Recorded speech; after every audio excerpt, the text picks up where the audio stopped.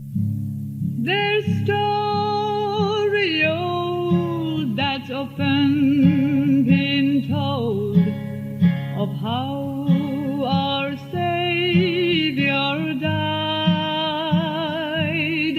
As they nailed his hand, he cried, they know not, as the blood flowed from his side. How can you refuse him now? How can you refuse him now? How can you turn away from his side? With tears in his eyes, on the cross there he died.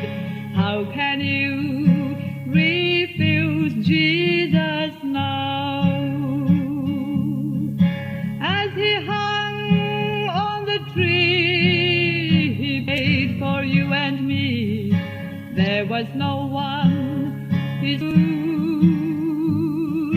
before he died. He faintly cried, "Oh Father, forgive them, please." How can you refuse him now? How can you refuse him now? How can you turn away from his side?